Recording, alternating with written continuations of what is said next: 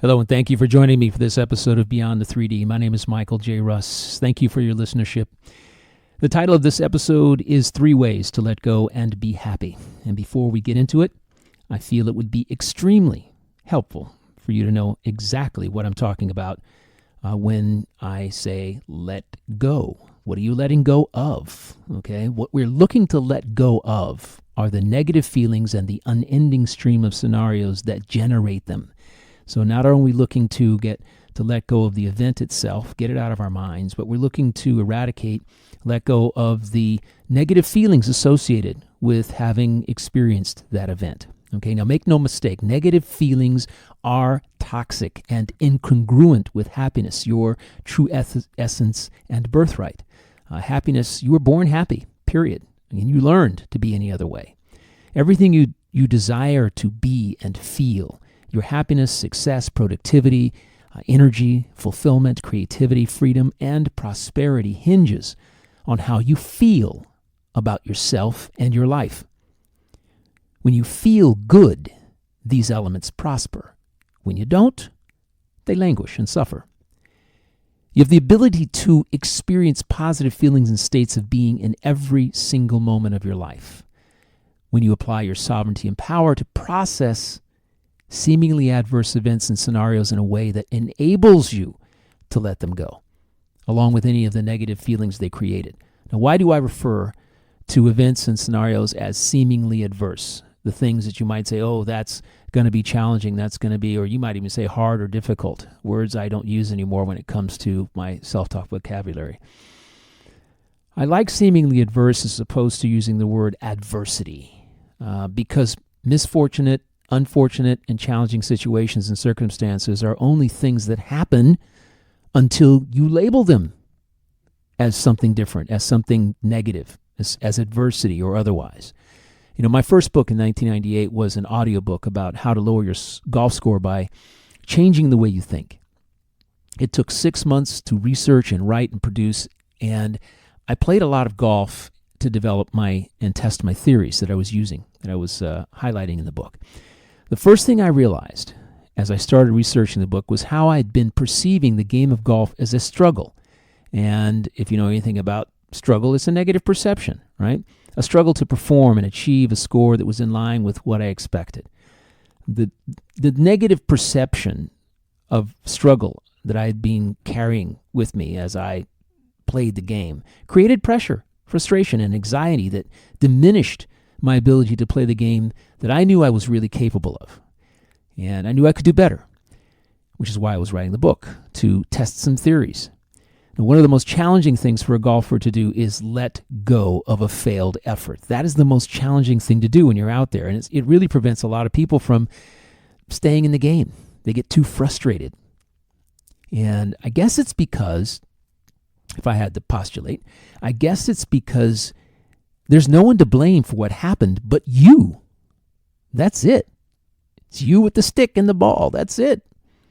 Right? There's no one else. You're the one who made the swing. You're the one who thought about making the swing. You're the one who set up for the swing. You did everything. And it's just like life. It's the reason why I like golf. It's so much like life. So much of life is you orchestrating it. And you have to, at that point, let go of the efforts that you have failed at and move on, and the feelings associated with them, of course. Now, along the way, as I was playing golf, I discovered that if I wanted to be a better player, I would have to find a way to focus on the good and let go of the bad, right? The feelings associated, and all those feelings that were associated with them before I took the next shot. And this desire led me to develop a simple process of alchemy that I apply when I play. Now, simply put, what I'm talking about is I hit a bad shot. And between cleaning the club and putting it back in the bag and getting on my way and reaching the next shot, my goal is to let that thing go and all the negative emotions associated with it, so that I could immediately, as soon as possible, begin to focus on how to extricate myself from the disaster I'd put myself in. And that's really the recovery game. It's focus on recovery as quickly as possible. When you start to do that, the rest goes away. You've shifted your focus now to you've transitioned from that. You've transcended that event. You've transcended the bad thing that occurred and all the emotions, and then transformed the emotions and moved on. Now I'm looking at the lay of the land. I'm looking at the lie I have to hit and where the pin is, and anything else that I need to do and focus on in order to recover from that effort that I just put myself into, okay, that created that situation. And the thing I developed was each time a shot didn't go off as planned, I took responsibility for it right then and there. I forgave myself and let it go and shifted into recovery mode. That was the process is a process I still use today. And it was the forerunner to the 3 steps that I put into my Zero Adversity book that I share, called, the steps being perceive, respond, let go. And that's what I use in my life every single day. When little things and big things happen, I'm mindful, very mindful of my perceptions, and then I, take the steps in a 1, 2, 3. The key to golf, though, is remaining calm and clear-headed, just like life, right? You want to remain calm and clear-headed, and when you become upset in golf, you lose focus, your muscles get tense, your confidence wanes, and your failures begin to influence your next effort and all your efforts from that point. It's like every time you have a bad shot, you're carrying a backpack and you put a brick in it. By the time you're halfway through the round, that backpack's getting pretty heavy. It's getting pretty darn heavy, and those circumstances make it really challenging to let go and be happy while you're playing the game. Again, this is why a lot of people fail to move past their first year playing the game, because they find it, letting go of failed effort, it really reveals all of your character flaws. That's what golf does. All right, enough about golf. The dictionary defines adversity as difficulties or misfortune. I like to add, basically unfortunate events and challenges. In my view, adversity is not a situation, a circumstance, event, or scenario. I interpret adversity as a negative experience brought about by how something is perceived. Adversity is an experience, and for most people, a negative experience, which begets negative thoughts, words, and feelings, right? You perceive something as negative, which in turn generates negative feelings, inner conversations, and responses. And the more intense your negative feelings, the more challenging they are to let go of. If I might just one more time use the golf analogy, those negative feelings as you're working through the game can compound to the point where you're no longer able to do what you know you're capable of doing. And it has a physical effect on your body and your confidence, all of that, right? So, enough about golf again. If you take away nothing else from this podcast, though, I would love for you to realize that difficulty and misfortune are simple perceptions. They're perceptions. And if you're familiar with any of my podcasts, you know then that perceptions are a choice. They're a choice. When I talk about turning lead into gold, perceptions are one of those key 16 elements that you're going to use right away. It's my go-to every single time, right? Perceptions are a choice. You can change them. You can transform them. You can transcend an event and transform your perceptions. So you can choose to see an event or scenario as difficult, misfortunate, or not. I'd rather choose not. Okay? One person's difficulty or misfortune can be perceived as by someone else as just something that happens now and then, because their experiences and life contrasts have impacted their perceptions in a different way. And you see this all the time. Not everybody has the same reaction. Some people go, why'd you react so bad to that? Because they had a contrasting experience to that. And to them, it's either desensitized them or it's given them, they've been able to, it's not having the same impact on them because it's not happening for the first time. Right about now, I just bet you're asking, what the heck does all this have to do with letting go of negative feelings? Well, the answer simply is everything. The process of letting go and how quickly you can do it is a direct function of how efficiently you're able to transcend what has occurred, the scenario that's unfolded before you, and transform your initial perceptions, self-talk, responses, and feelings. That determines whether you're going to let go or not. I'll give you another example. In your career field, if you have to complete a higher level of education to be eligible for a promotion, your perceptions about getting the added education will dictate the thoughts, feelings, inner conversations, and actions you exhibit going forward as you have to go through the process of getting that education. So should you choose a negative perception, seeing getting your education as problematic, an inconvenience, or a difficult task for whatever reason, it could make it a bigger challenge because you are less receptive, less committed, and a lot less enthusiastic. You get my point? On the other hand, should you choose to perceive the additional education you have to get in a positive way, as, for example, something you are looking forward to or can't wait to jump into with both feet to accomplish, your levels of energy, confidence, and attentiveness and receptivity, by the way, would remove obstacles, mental obstacles that would otherwise diminish your forward progress. It's like gathering together. I love this, to kind of talk about the difference between these two things. A negative perception, that's like draining your energy, draining your enthusiasm, draining your creativity and inspiration. And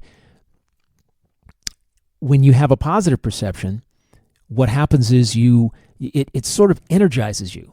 It makes you more enthusiastic. It gives you, it sort of mentally clears the way. Nothing can stop you. Whatever comes up, you're like, I'm through that. That's no big deal, right? It's not a big deal. You didn't make it a big deal. You chose not to see it as a misfortunate circumstance. You didn't get the classes you wanted to get at the right time you wanted to get them. No big deal. I got them when I at a time I can go do that. I can rearrange my schedule, make it happen, right? My sister just had to go through this to get some additional education at Long Beach State here years after she got her degree in order to qualify her to speak at certain events. And I loved her attitude. And this basically was it, a positive attitude. I'm going to get in there, I'm going to get these classes I need, and I'll move on, and nothing's going to stop me. I don't care if I have to study till 3 o'clock in the morning and get up at 8 and go do something else. It doesn't matter. I'm going to block through it, and I'm going to get it done. How many times in your life have you been tasked with doing something that you didn't want to do, yet you had no choice in the matter? And I've been there. I know you've been there. Now, the question is, did you acquiesce with grace, dignity, enthusiasm, and intention, or become angry and mentally fight it every step of the way? And I'm talking about things here that, you can't change. You just have to slip into it. If you want to go there, that's what you have to do. And fighting can be mentally and emotionally exhausting. I believe me, it can. Not to mention time-consuming. Yet a lot of people do that. They'll sit there and fight it. And they'll fight it for some indeterminate period of time before they acquiesce and say, okay, I'm going to do this. The question I have for you is, why don't you just do that right away? Have the foresight to recognize, and the mindfulness to recognize when you are fighting something when you know you're not going to be able to win. And fighting it is causing all of this angst and anxiety and worry and concern, anger, all these negative emotions and feelings that are blocking all the happiness you'd really rather be feeling. If nothing you can do will change anything about what's going on, why not let go of your initial negativity and embrace something new? Embrace something new. Fighting can be mentally and emotionally exhausting, not to mention time-consuming, of course, yes? In my best-selling book, Zero Adversity, I reveal the relationship between your perceptions and responses and how you can curate them to help you let go of negative feelings.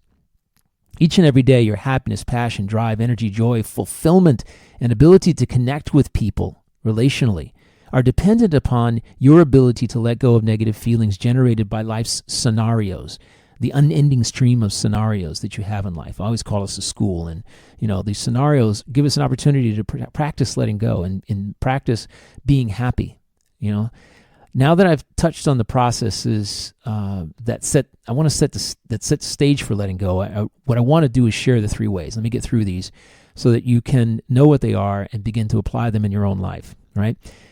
Keep in mind that your life is a solo journey. It's up to you to navigate your life in a way which enables you to enjoy it to its fullest extent. That's what this is about, right? It's yours. Now, the first way to let go and be happy is to make sure you're setting the stage for letting go. remain mindful of how you're perceiving situations and circumstances as soon as possible so you can take steps to transcend what's happening, and that's elevate yourself above it, rise above the event, so you can transform, be alert and be aware of how you're thinking, feeling, and all that. And you can transform the thoughts, words, and feelings that you have before they become problematic, right? So that you can, again, it's that make sure they don't go to the nth degree, because they're going to be a lot more challenging to let go of.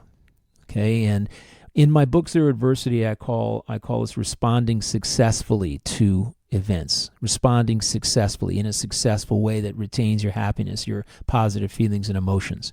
The second way, generally speaking, is to don't fight change, embrace it. Embrace change. As human beings, our first inclination is to hate change, be it intentional or unintentional. This is an inclination you want to avoid if happiness is at the top of your list of priorities. I get it. Change can be scary at first because the unknown can be scary, especially when you're in a comfortable place in your life. The fortunate side of change, however, is how change can shake you out of your comfort zone, shake you out off the couch and out into life. It's like a cosmic 2x4 that you have to deal with what's happening in a way that fosters positive feelings, comes in just out of nowhere and shakes you up, shakes you to the core. And now it's time for you to transcend and transform and move on. Instead of branding change as a bad thing and posturing yourself to fight it with every fiber of your being, why not step back and make sure what you're fighting for is worth it or necessary? And perhaps also figure out whether it will have a beneficial impact on your life. Change is always inevitable. Nothing is static. In fact, your life is in a constant state of change, and there's nothing you can do to prevent it. Navigating change in a positive way is all about perception. Gosh, I keep bringing up this word. A positive perception will give you a sense of control over events and circumstances.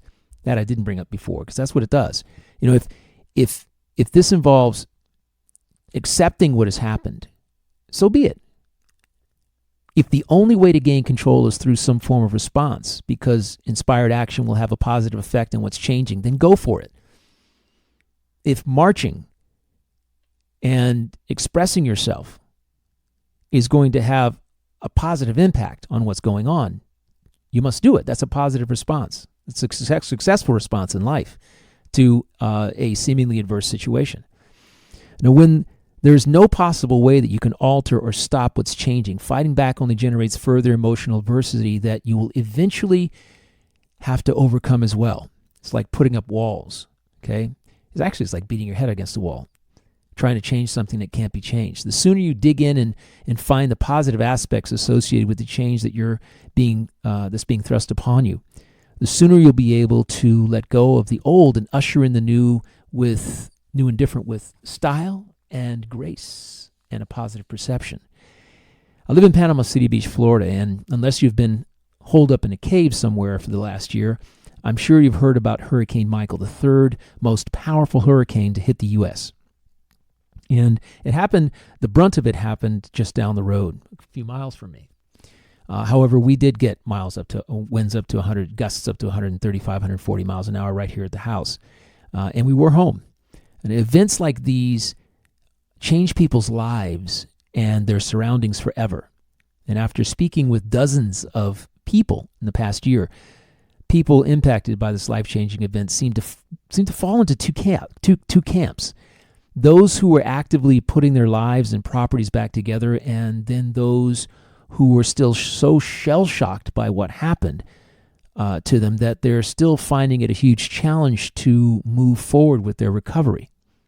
And part of that is the letting go. The feelings were so intense. If they were in their house and they thought it wasn't going to be as bad a storm, and it ended up being something that tore the roof off and the walls and everything else apart, and they were in the middle room in the bathroom, and they woke up out of this nightmare of the storm, which only lasted a couple of hours, and walked out the door and discovered that half their house was gone. That can have an effect on you. right? And sometimes these things can be, rebuilding and all that can be seem like it's an insurmountable thing, especially if your insurance company is fighting you every step of the way, which has happened with a few people. I published a podcast back in January of 2016, January 28th, 2016, called "Don't Fight Change, Embrace It," which is kind of what I just talked about here in this particular step, this particular way. And I invite you to check it out, because I delve a little deeper into not fighting change, but embracing it. Now, let me give you the third way. Third way is to let go of adversity, to let go of and be happy, is to be accountable. Be accountable. Letting go becomes much easier when you practice personal responsibility. There's no doubt about that. I learned the importance of taking this principle to its absolute nth degree, maximum, by a multimillionaire by the name of Charles Gibbons. And I think I've talked about him, in the last year and a half sometime. And I had a personal seminar with him, with just a small group of us, and he was amazing. The man's passed away now, rest in peace. However, he was brilliant. And what I learned is that blame, where you make yourself a victim of a scenario that happened, something that occurred, a situation, a circumstance, is like erecting a wall which prevents you from fully letting go of the scenario and the negative feelings that were generated by it. As the protagonist in your own life play, when you choose to play the role of victim, it makes you an emotional puppet reacting to everything that happens, what gets said, what gets done. It does. As Charles so eloquently conveyed to us, you must assume some amount of responsibility for everything that happens in your life. After all, it's your life. You're in it. You're the protagonist. It's your play, the one you're writing. So if something has happened, it's of a consequence of you being there. It couldn't happen to someone else if it happened to you. You weren't somewhere else. You were there. Now, this move, what it does is it enables you to retain control over what you think, how you feel, what you say about yourself in relationship to the event, and your responses to the event. That's what it does. The football player who suffers a concussion because of an illegal hit must take responsibility for taking up the game and every decision they made to put them where the hit occurred. You have to. Otherwise, you're not taking responsibility. Now, there was a black young man. This is an event that occurred in Florida just this past week. There was a black young man who overslept and missed his first day in court as a juror and was severely punished by the judge. I mean severely. As a result, listen to this. He was held in contempt, fined, jailed for 10 days with other hardened criminals, and given community service on top of that. Now, obviously, that's way overboard, and something needs to be done about this. He did have an opportunity to clear his record after he finished the community service, but that's little consolation. Was the punishment congruent with his actions? Absolutely not. It was way out of league with his behavior. However, regardless of the punishment involved, the young man must take responsibility for his actions. This is in line with personal responsibility, being accountable, because he was the direct cause, in this case, the direct cause of the scenario that unfolded. On a side note, accepting responsibility gives him the ability to forgive himself, right? You have to take responsibility for it, then you own the right then to forgive yourself, which a move which builds even greater strength to withstand anything that life will throw at him. Immediately assuming responsibility will empower this young man to retain control of his thoughts, self-talk, feelings, and responses going forward, something that he's definitely going to need. If he had refused to take responsibility and branded himself as a victim of the circumstance, in other words, assuming, hey, I was overly punished for for what I did, his actions, his thoughts, his words, his feelings, responses would have been weakened and focused on punishment, on the punishment given to him and the actions of someone else, and would have been dictated by the judge and everyone else involved where he went, whatever they said or whatever they did. He would see himself as a victim, and that would play out. Remember, this is your life play. So just think about that for a second. As he goes to do his 10 days in jail, as he does his community service, if he's seeing himself as a victim at that particular point, and not accept the responsibility for having overslept and not forgiven himself, it's going to cause another whole host of negative feelings and emotions. And every time something happens, every time somebody says something, he's going to respond negatively, and he's going to hurt as a result of being a victim, right? You basically, it's a challenge to be a sovereign and own your power when you're playing the victim. That is always going to be a challenge. You're not going to be able to do it. What about when you're not the direct cause of something that happens to you? Let's look at that angle, okay? What if, for some ridiculous reason, the judge had chosen to punish the entire jury in some way for what the young man did? This is, of course, ludicrous, but hey, it could happen. If you were the juror, you'd be steaming mad, I'm sure. Of course. So what's your move? What's your move at that point? How do you own your power? What are you taking responsibility for? Let me get to this, because this is Charles Gibbons at work here. If you're thinking to yourself, why should I pay for something someone else did? Why should I do that? Okay, think again. That question is one that a victim would ask. Now think about it. Why should I pay for something someone else did? That's a victim-oriented question. So what do? Always retain your sovereignty and power to control your thoughts, words, feelings, and actions. Always. Never give them away.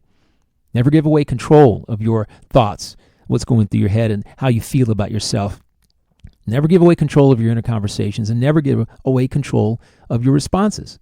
Instead of asking a victim-oriented question, you could spring into action by protesting, appealing to the judge, or filing a complaint with someone if there's someone higher than the judge that you can do it with. Regardless of any actions, though, that you take, you must take responsibility. That you still can't escape. So here's what you do. You be responsible for being there because you're a citizen of the country and have a responsibility to be a juror. That's why you were there. Take responsibility for being there, having been on the jury, because you're a citizen of this country and it's your responsibility, okay? You take and forgive yourself for that, okay? Just forgive yourself for that.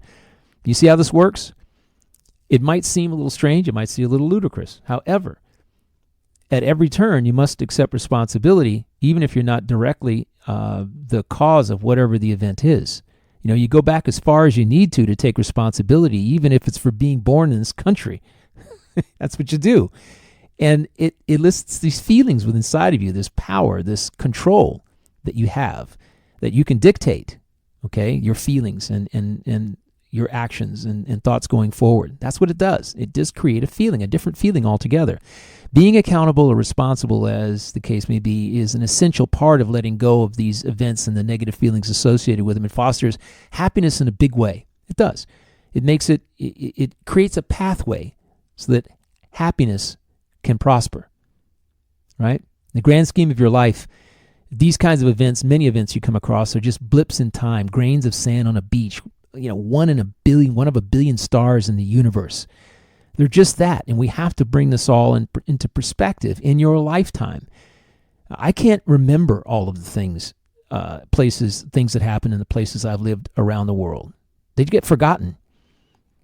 And what I do remember, more than anything else, are the happy experiences that I've had with either by myself or with people, with family, friends, relatives. I mean, literally, that is people even I didn't know at the time. Happy experiences, something I shared, the relational connections. Happiness has legs, baby. Happiness has legs. Letting go is an important element of alchemy because it lightens your mental load and generates space that happiness can occupy. That's what it does. The next time you have something occur, whether it's direct or indirect, after you've acted in the best interest of your sovereignty and exercised control over your thoughts, words, feelings, and responses, let go of the scenario. Let go of what has happened and the feelings that you associated with that event, and take notice of how you feel. One of your life missions is to become proficient at letting go. Why not start now? That's it for this episode. As always, wherever you are in the world, thank you for listening and sharing the existence of this podcast with those you care about most. When you all own your sovereignty, those around you, friends, family, workmates, and your power, you become a force that nothing can deter. I want you to be well. Take care. And I have a special request.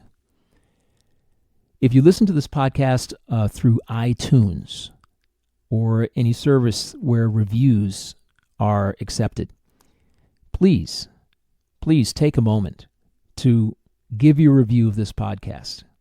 If you're an avid listener and this life has helped you in some way, leave a couple of lines to a whole paragraph. It's up to you. But I really appreciate it. Other people will benefit from reading your reviews and then listening to the podcast themselves, I'm sure. Until next time, thank you so much. Bye-bye.